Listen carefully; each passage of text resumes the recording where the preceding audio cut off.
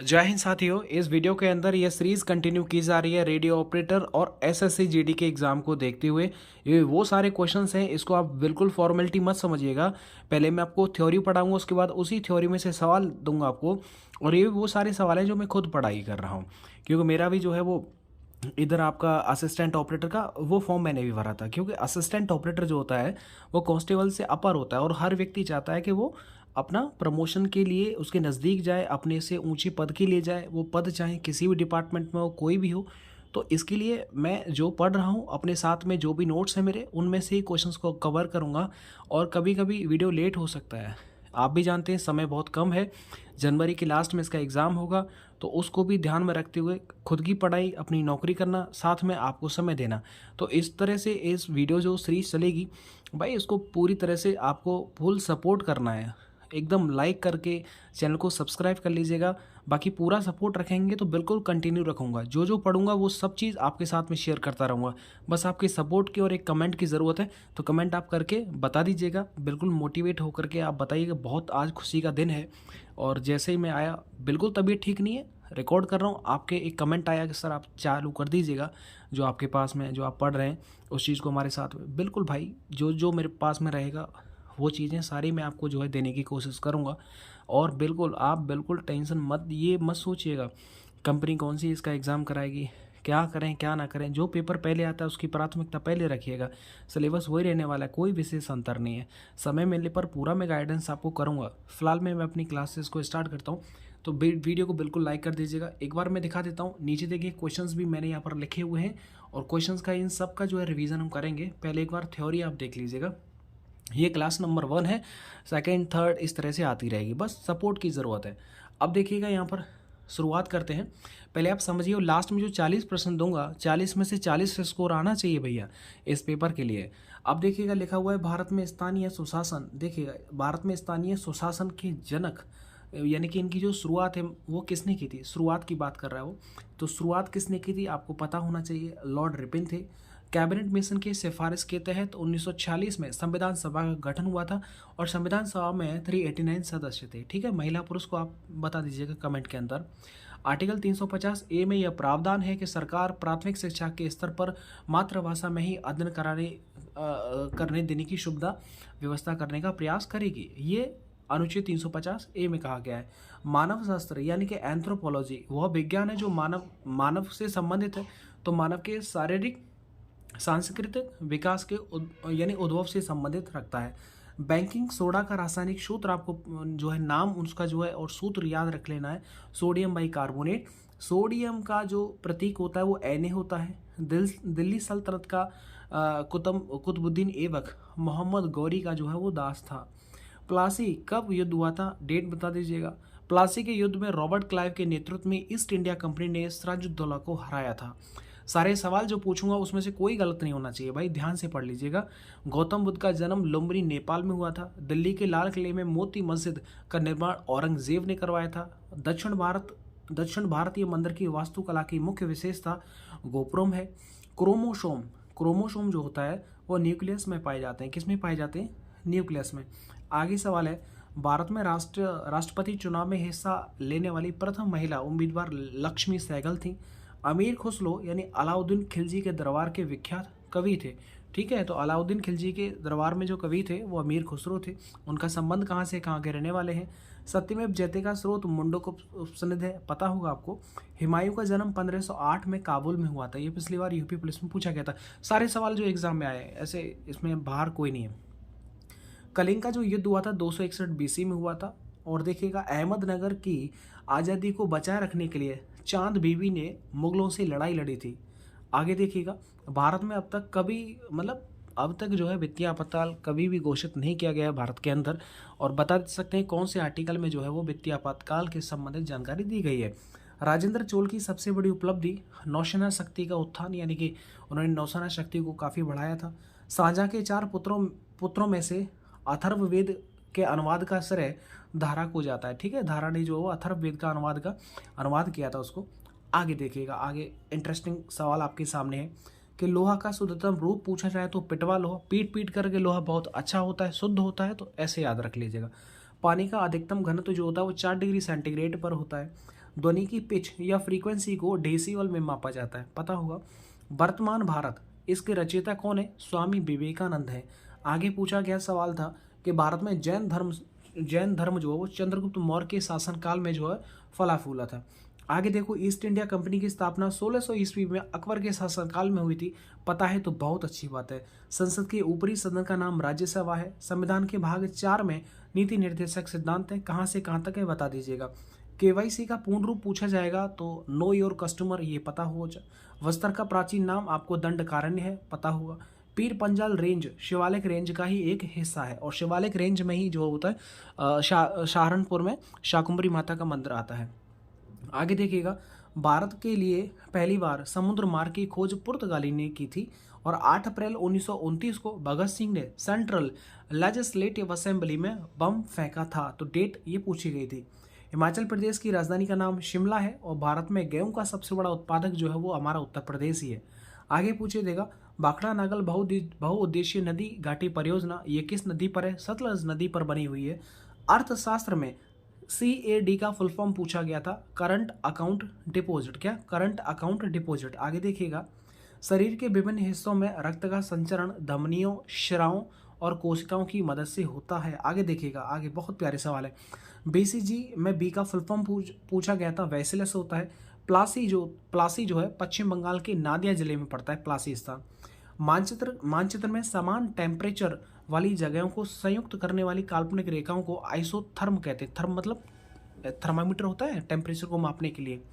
भारत के संविधान के अनुच्छेद 14 में क्या आता है? कानून के समक्ष समानता का सिद्धांत आता है।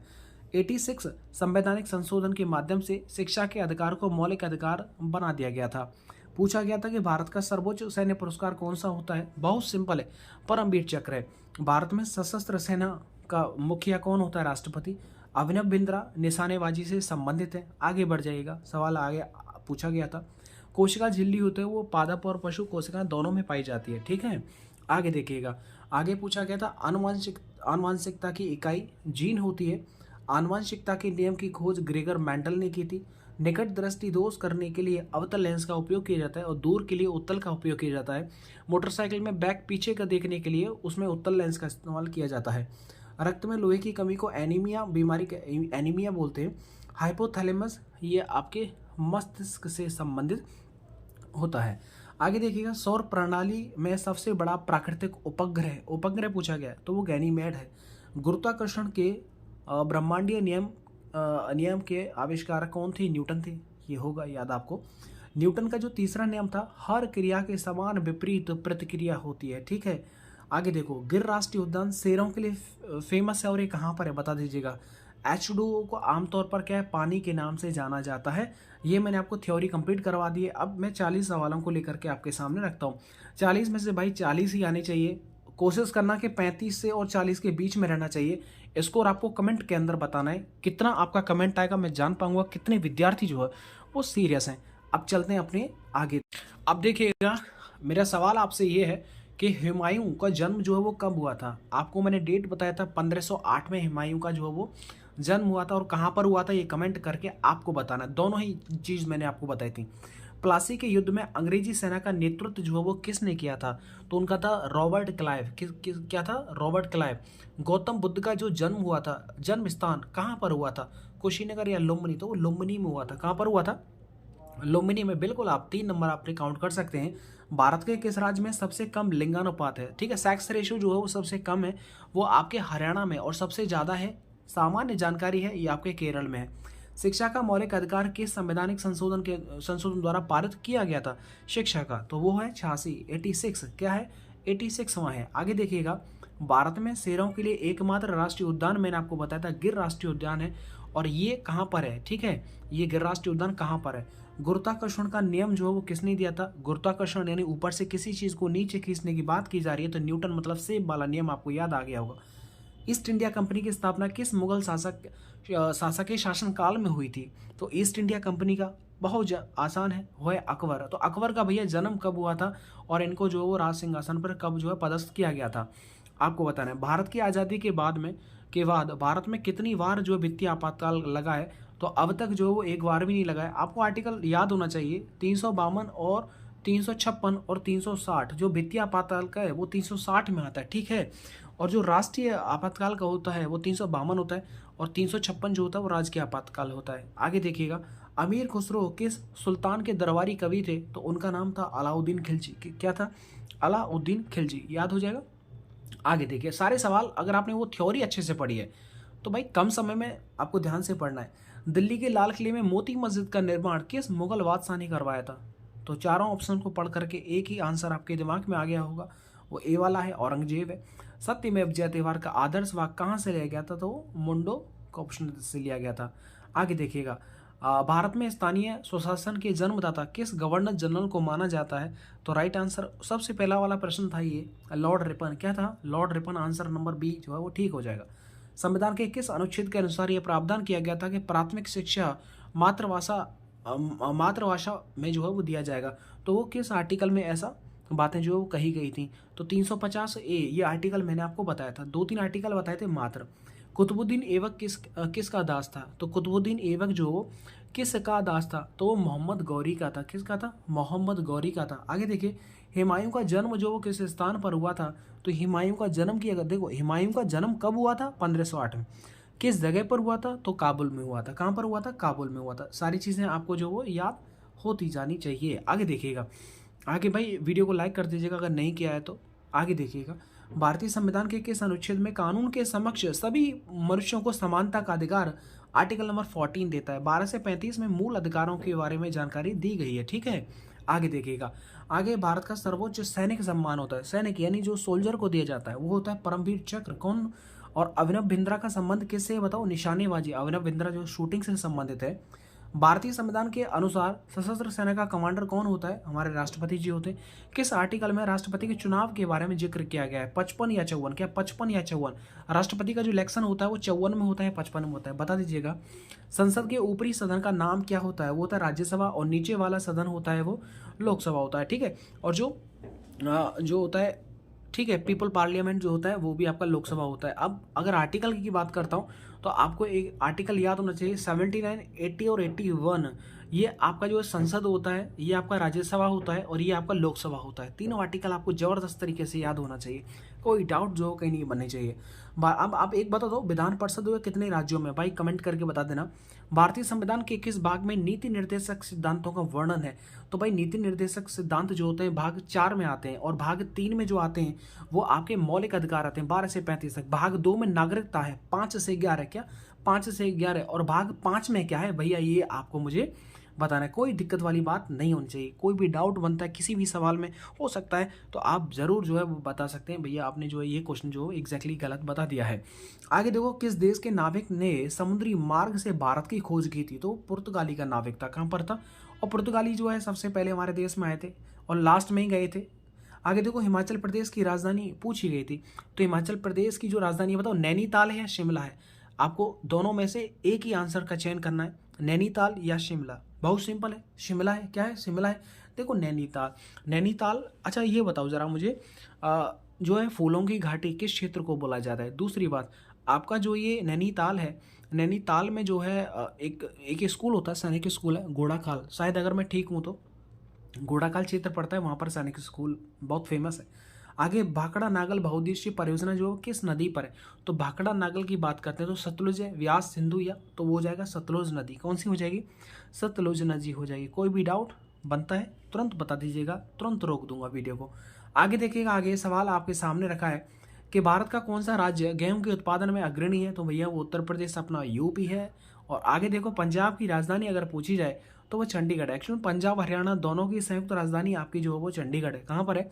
चंडीगढ़ है, ठीक है। चंडीगढ़ अपने आप में एक यूटी है, वो जो क्षेत्र है चंडीगढ़ जो है वो पंजाब हरियाणा की जगह नहीं है, वो अलग है, लेकिन उन दोनों राज्यों ने अपनी राजधानी वहाँ पर बना रखी है, ठीक है। आगे देखिए, पंजाब राज्य का जो हाई कोर्ट है वो कहाँ पर है?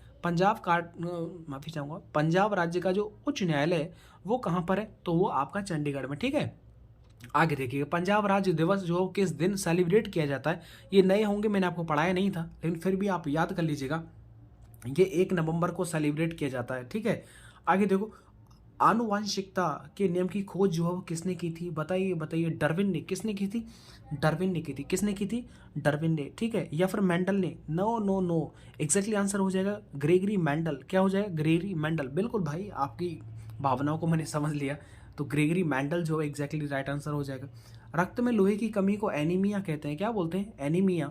भगत सिंह द्वारा सेंट्रल असेंबली पर जो बम फेंका गया था उसकी डेट आपसे पूछी गई है, और उस डेट का है 8 अप्रैल 1929 है। 8 अप्रैल 1929 है। आगे देखिए, जो बैंकिंग सोडा होता है, तो बैंकिंग सोडा का रासायनिक नाम आपसे पूछा गया था। ठीक है, तो वो सोडियम बाइकार्बोनेट होता है। क्या होता है? Sodium bicarbonate. और इसका रासायनिक सूत्र क्या होता है?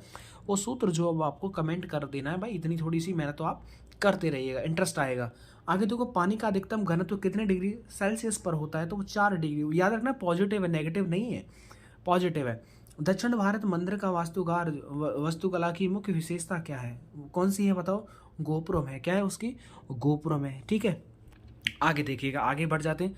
कलिंग युद्ध जो है वो कब हुआ था? मैंने आपको बीसी यानी ईसा पूर्व से संबंधित एक ही सवाल बताया था, 261 वाला, इसमें लास्ट में एक आ रहा था, वो 261 है। ठीक है, 261 में चांद बीबी किस राज्य की माशिका थी? चांद बीबी जो है वो किस राज्य की माशिका थी? एक ही लास्ट, और थोड़ा सा अच्छा सवाल है, तो वो थी अहमदनगर की। किसी? अहमदनगर की। भाई देखो, आपको जो है एसटी भी पढ़ लेना है, ठीक है, पॉलिटी भी पढ़ना है, क्योंकि यूपी पुलिस में ये सब आता है। आगे देखिएगा, किस राजवंश के शासकों के पास शक्तिशाली नौसेना थी? मैंने आपको चारों में से एक ही सही जवाब दिया था, इसने नौसेना को जो है काफ़ी बढ़ावा दिया था, तो वो चोल राजवंश थे। क्या था? चोल राजवंश थे। आगे पूछा गया था, वर्तमान भारत की जो रचयिता हैं वो कौन थे? स्वामी स्वामी वो थे, कौन थे? स्वामी विवेकानंद। क्या थे? स्वामी विवेकानंद थे। ठीक है, एक लास्ट सवाल है, और ये है, ये आपको मुझे बताना है कि भाग 5 के अंदर क्या आता है, क्योंकि ये सवाल रिपीट है, और इसमें क्यों नीति निर्देशक तत्व के बारे में आपसे पूछा गया था, तो भाई वो तो भाग नंबर 4 में आता है, लेकिन भाग 5 में क्या आता है, ये सवाल आपका 40 नंबर का सवाल है। ठीक है, बिल्कुल भाई, 15-20 16-17 मिनट में जो है पूरी वीडियो एकदम पूरी हो चुकी है। तो बिल्कुल आप अपना ध्यान रखिएगा, टाइम वेस्ट नहीं करना है तुरंत। इससे पहले मैंने 10 वीडियोस दे रखी हैं, अगर आपके पास समय है और रफ्तार है तो उन 10 वीडियो का रिवीजन कर लीजिए, बेस्ट रहेगा आपका। एसएससी जीडी हो, रेडियो ऑपरेटर हो, प्राथमिकता दोनों की है, और दोनों में ही सवाल अच्छे खासे आएंगे, लेकिन फर्स्ट प्रायोरिटी में हम रखेंगे आप जो भी क्वेश्चंस आपको रखे दिए जा रहे हैं उनको आप रिवीजन के तौर पर रफ्तार बढ़ा करके वीडियो की दमदारी के साथ में कोई वीडियो स्किप नहीं करना है, और बस फटाफट से अपना लगाना है, लेकिन ये डबल रफ्तार में आपको वीडियो देखनी है। ठीक है, इस चीज़ का विशेष आप ध्यान रखिए। तो वीडियो को आप जो है अपने एक लाइक जो है वो जरूर देना है, विदाउट लाइक क्यों नहीं जाना है। कमेंट में जो जो सवाल मैंने आपसे पूछे थे वो आप सवाल ले लीजिएगा, और कमेंट बॉक्स के अंदर मैं आपको पिछले 10 वीडियो जो कराई थी ऐसे ही कराई थी, वो मैंने पहले जो पढ़ाई किया था उसमें से ही आपको छांट छांट के दिए थे, उनको जो है मैं लिंक दे दूंगा, उनको फटाफट से जो है कल तक आपको पूरा का पूरा रिवीजन मार देना है। ठीक है, अपना आप ध्यान रखिए। Best of luck, good night.